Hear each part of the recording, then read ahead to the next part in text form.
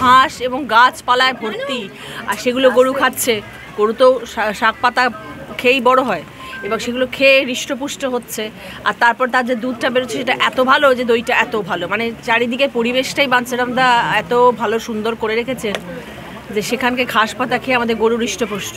যেখানে কারখানা হবার কথা সেখানে গরু ঘাস খাচ্ছে আর হাম্বা হাম্বা করছে আর দুধ দিচ্ছে। যে প্রশ্নটা দিয়ে প্রথমেই শুরু করব, ভোট প্রস্তুতির প্রথম ধাপ হিসেবে বুধবার থেকে ম্যারাথন বৈঠকে অভিষেক বন্দ্যোপাধ্যায় অন্তত 4 লক্ষের তফাতে জেতাই লক্ষ্য, কি বলবেন? আরে কার কথা বলছেন অভিষেক বন্দ্যোপাধ্যায়? আলালের ঘরে দুলালের মতো সে এই রাজনীতির আঙিনায় পিসিমণির দয়ায় উনি জিতেছেন। আজকে এই লোকটি বলেছিল যে আমার বিরুদ্ধে যদি এতটুকু অভিযোগ থাকে তাহলে আমি ফাঁসির মঞ্চে চলে যাব। অভিষেক ব্যানার্জি সে স্বাধীনতা সংগ্রামী না, সে বিনয় বাদল দীনেশ না, সে কোনো বড় আন্দোলনকারীও না। সেই ব্যক্তিটি শুধু পিসিমণির দয়ায় ওই ডায়মন্ড হারবার থেকে জিতে আজকে সে দেখা গেল জেতার পর থেকে চাটতে শুরু করলো কি না মধু চাটতে, নিজে মধু চাটলো।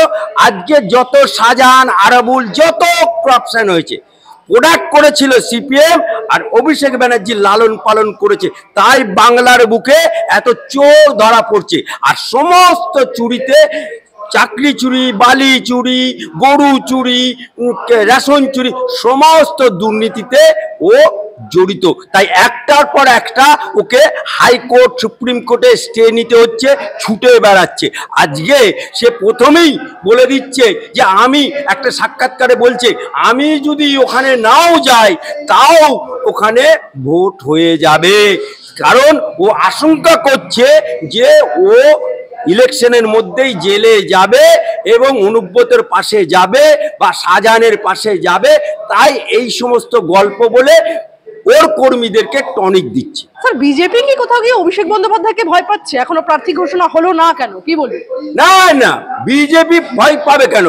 আসলে ওখানে বিজেপি আমরা চাইছি, জনগণ চাইছে, বাংলার মানুষ চাইছে যে মাননীয় বিরোধী দলনেতা শুভেন্দু অধিকারী উনি প্রার্থী হন অভিষেক বন্দ্যোপাধ্যায়। কারণ অভিষেক বন্দ্যোপাধ্যায় শুভেন্দুকে চ্যালেঞ্জ করেছে, তাই শুভেন্দুর এই চ্যালেঞ্জকে অ্যাকসেপ্ট করে ওখানে প্রার্থী হওয়া দরকার।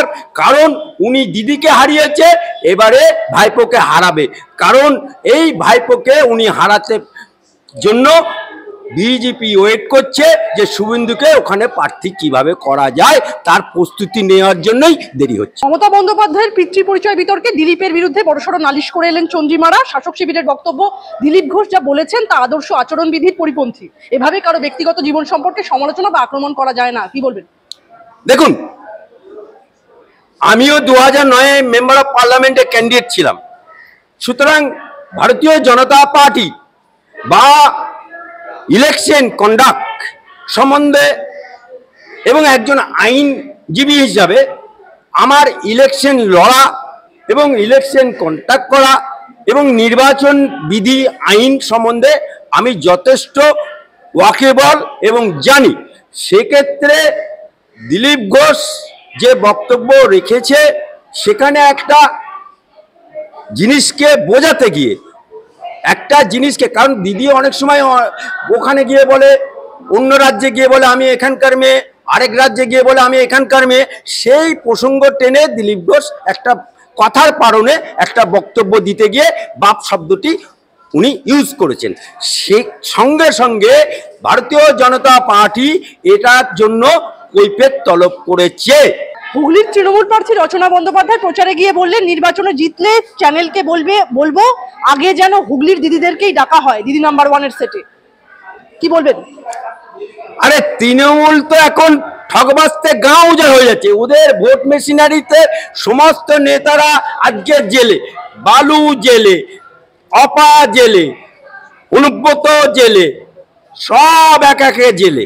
আর তিনটে জিনিস বাংলার বুকে, বেল, জেল আর একবার ডাকিলেই আবার হইবে জেল। অর্থাৎ তিনটে জায়গাতে এখন বিলং করছে এই তৃণমূল। বেল বেল কাকে কাকে, বেলে আছে দেখুন ফিরহাদ হাকিম, বেলে আছে মদন মিত্র, বেলে আছে সৌগত রায়, বেলে আছে সুদীপ বন্দ্যোপাধ্যায়, এরা সব ফিরহাদ হাকিম, এরা সব বেলে। আর জেলে কে কে আছে? জেলে আছে কে? বালু জেলে, জেলে আছে কে? পার্থ চট্টোপাধ্যায়, জেলে আছে কে? অনুব্রত, জেলে আছে কে? শাহজাহান। আর একবার ডাকিলেই জেল হইবে, এরকম স্তরে অনেকজন এখনো দাঁড়িয়ে আছে। সুতরাং বেল জেল এই অবস্থাতে আজকে রচনা, উনি তো রাজনীতির আঙিনায় আসেনি, অর্থাৎ দিদি নাম্বার ওয়ানে দিদির সাথে কোমর নাড়িয়ে উনি টিকিট পেয়ে গেছেন। এখন মানুষকে দিদি নাম্বার ওয়ানের লোভ দেখাচ্ছে, মহিলাদেরকে লোভ দেখাচ্ছে। অর্থাৎ দিদি যেমন লক্ষ্মীর ভান্ডার দিয়ে লোভ দেখায়, হ্যাঁ লক্ষ্মীর ভান্ডার, কন্যাশ্রী, যুবশ্রী, কত শ্রী দেয়, কিন্তু কোনো শ্রীতে এখন আর কাজ হচ্ছে না। তাই দিদি নাম্বার ওয়ান শ্রী এখন রচনা বন্দ্যোপাধ্যায়কে বলতে হচ্ছে। সিঙ্গুরের গরু এখানকার ঘাস খেয়ে হৃষ্টপুষ্ট, টক দই খেয়ে মুগ্ধ রচনা বন্দ্যোপাধ্যায়, কি বলবেন? আজকে উনি টক দই খেয়ে গরুর প্রশংসা করছে। এই গরুকে নিয়ে কত কুকথা আকাতা আমরা শুনেছি এই তৃণমূলের কাছ থেকে। আজকে সেই সিঙ্গুরে যেখানে টাটা কারখানা হবার কথা, যেখানে চিমনিতে ধোঁয়া ওঠার কথা, যে টাটাকে কেন্দ্র করে ডানকুনি থেকে আপ টু বর্ধমান পর্যন্ত কারখানায় বয়ে যেত, সেই টাটাকে তাড়িয়ে দিয়ে ওখানে গরু ঘাস খাচ্ছে। সেই টাটা কোম্পানিকে এই মমতা ব্যানার্জি ভেঙে দুর্মুষ করে দিয়ে আজকে সেখানে সর্ষের দানা ছড়িয়ে দিয়েছে। সর্ষে গাছ হয়েছে, কতটা সর্ষে হচ্ছে আর কতটা ঘাস হয়েছে, সেই ঘাস যেখানে কারখানা হবার কথা সেখানে গরু ঘাস খাচ্ছে আর হাম্বা হাম্বা করছে আর দুধ দিচ্ছে। সেই দুধের দই খেয়ে রচনা বন্দ্যোপাধ্যায়ের খুব ভালো লেগেছে। তা গরুর সম্পর্কে আমার মনে হয় আগামী দিনে উনি হেরে গিয়ে ঠান্ডা ঘরে বসে রচনা লিখবে খুব সুন্দরভাবে। কন্ডম বিতর্ক এখন অতীত। শিবলিঙ্গে পুজো দিয়ে যাদবপুরে প্রচার শুরু করেছিলেন সায়নী ঘোষ। সায়নীর সংযোজন, এ রাজ্যে মোদির গ্যারান্টি বলে কিছু নেই, শুধু দিদির গ্যারান্টি আছে, কি বলবেন? গ্যারান্টি কেউ কাউকে দেয় না।